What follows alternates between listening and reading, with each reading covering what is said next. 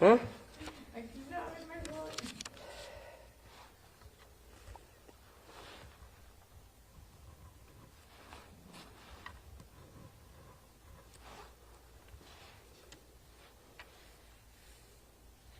Se ve padre el background. Ya lo hicimos sí, cuando tomé posesión en, pues ya vamos para el año.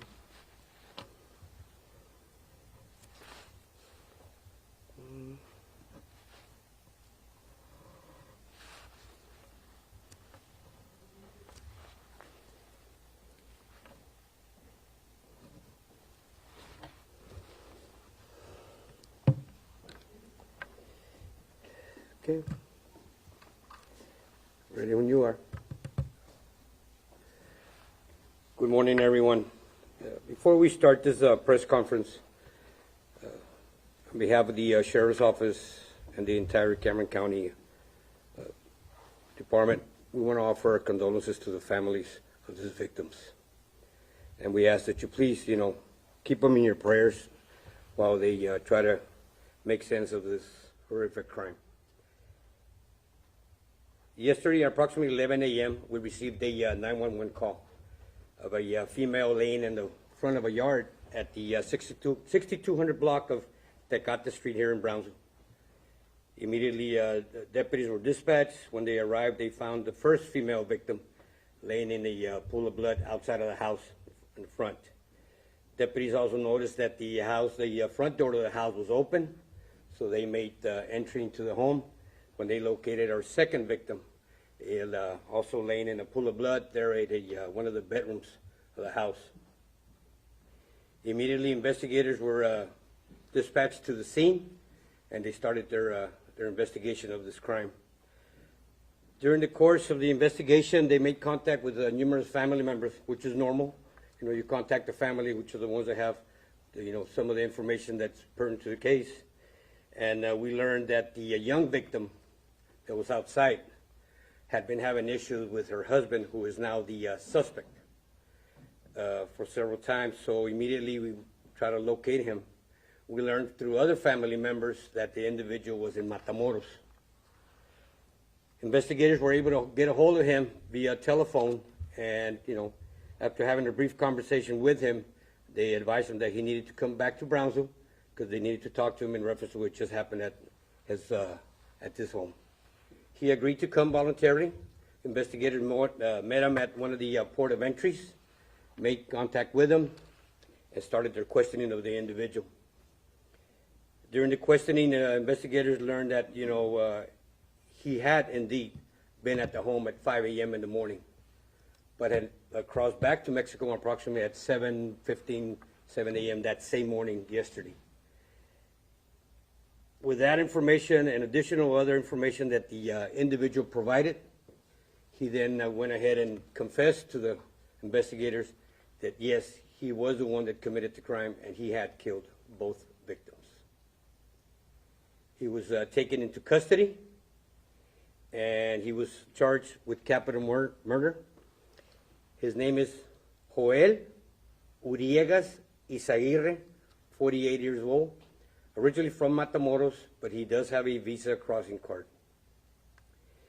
Investigators continued their investigation and learned that the individual had left the vehicle in Matamoros, which is the one that he had used when he went back after he had committed the crime.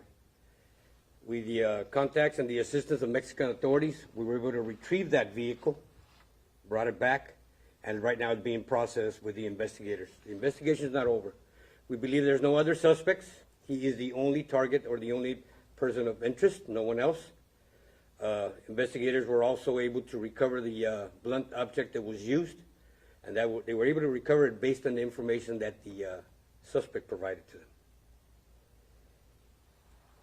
them. One of the things that we need to understand that when acts like this happen, immediately the family and everybody else wants a motive as to why. The only conclusion that we could come up with was that this individual, we knew that he was seeing another female in Matamoros and possibly killed his wife to want to be with only one.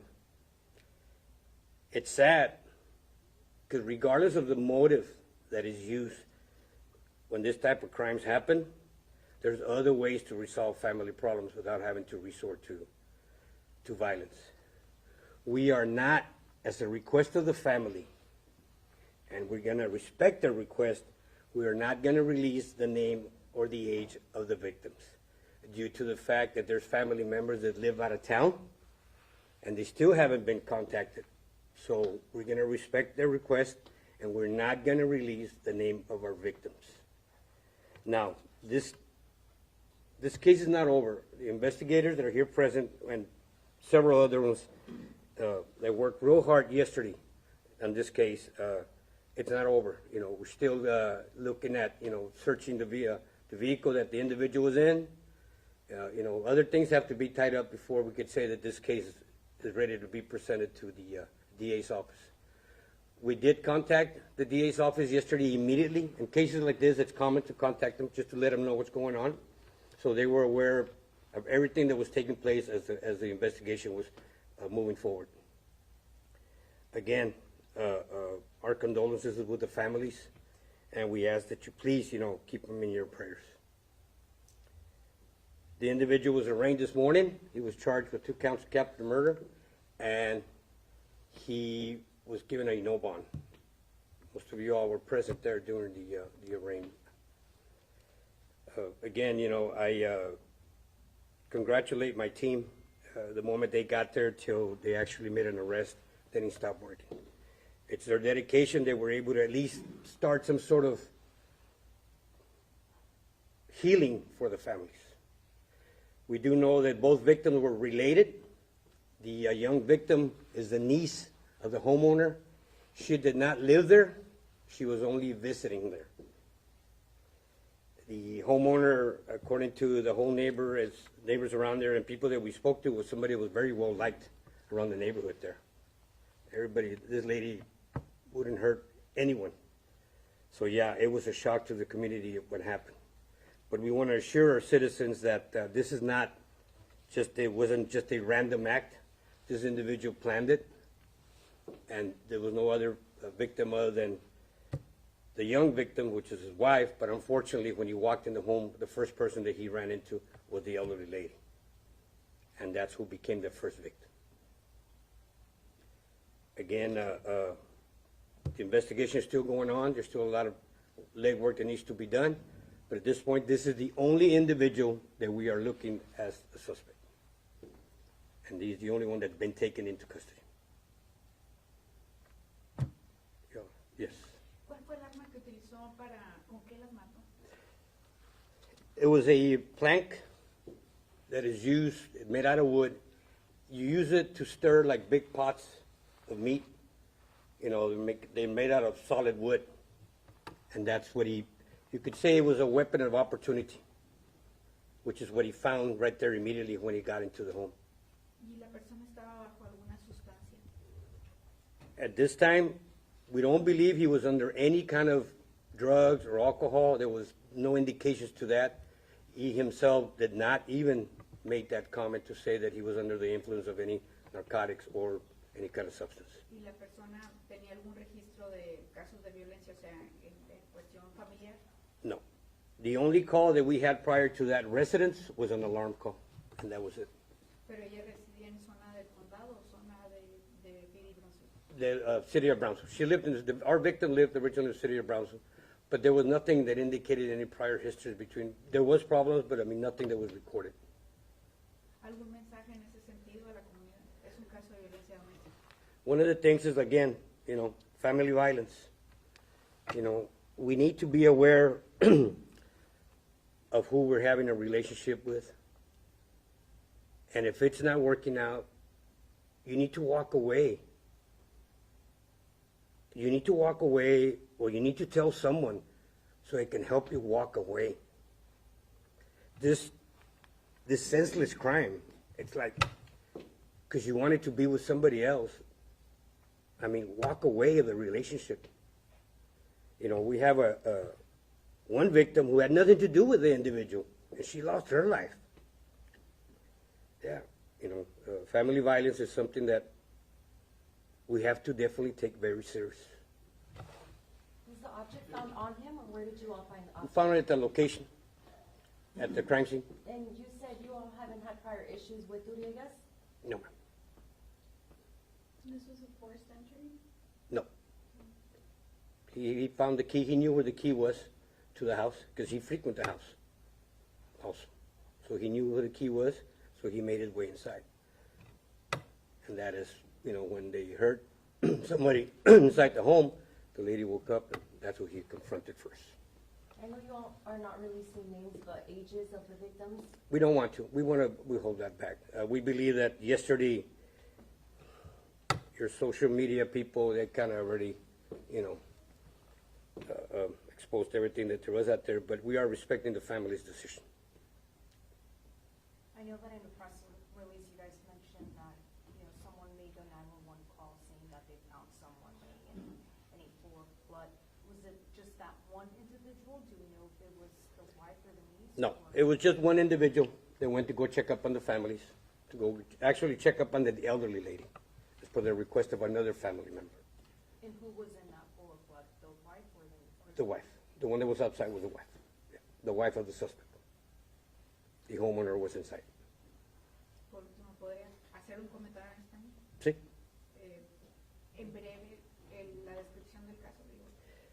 Ayer aproximadamente a las 11 de la mañana recibimos una llamada de emergencia de que había una mujer tirada en el suelo a la entrada de una casa en el 6200 block de la calle Tecate aquí en Brownsville.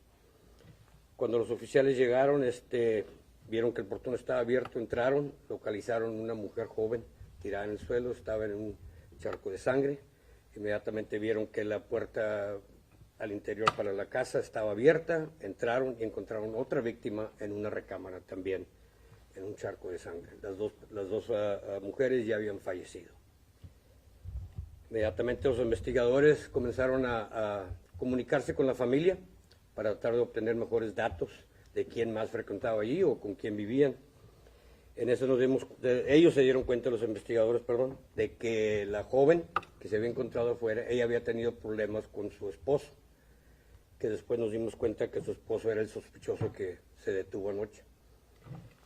Se comunicaron con el sospechoso, se encontraba en Matamoros. Los investigadores pudieron convencerlo de que tenía que venir a platicar con ellos, entregarse, para ver si él nos podía decir qué es lo que había pasado.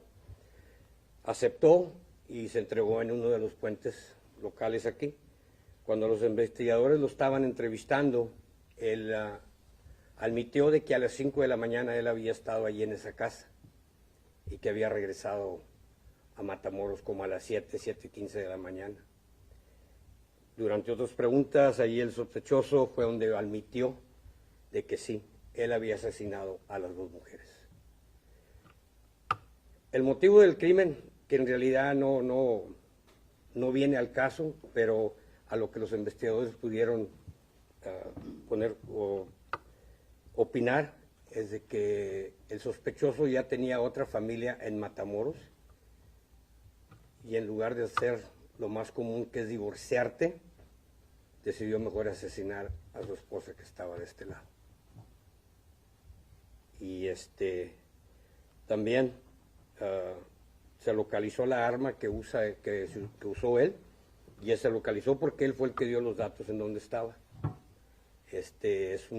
Puede decir que es como una cuchara de madera, la que se usa como para menear un perol cuando se hacen carnitas, cosas así. Esa fue la arma de oportunidad que usó él para matar a estas dos personas. No estamos proporcionando los nombres ni la edad de las víctimas porque las familias nos pidieron de favor que no, porque todavía hay familiares que están fuera del pueblo que no saben todavía los nombres de los fallecidos. So, estamos respetando la decisión de ellos. Y nos volvemos a lo mismo de violencia doméstica. Necesitamos ser un poquito más observantes con quién vamos a hacer nuestra vida. Y si no está trabajando por cualquier motivo, salte de esa relación para que no llegue a esto. este no fue un crimen de oportunidad, por decir, como cuando van y roban. Esto él lo planeó. Y no había necesidad de esto. So, si eres víctima de violencia, de abuso físico, verbal, mental, lo que sea, salte de esa relación. Platícale a alguien a que no llegue a esto. Y le vuelvo a pedir que por favor no olvidemos a las víctimas. Ellas son, en realidad, las personas que no debemos de olvidar. Gracias.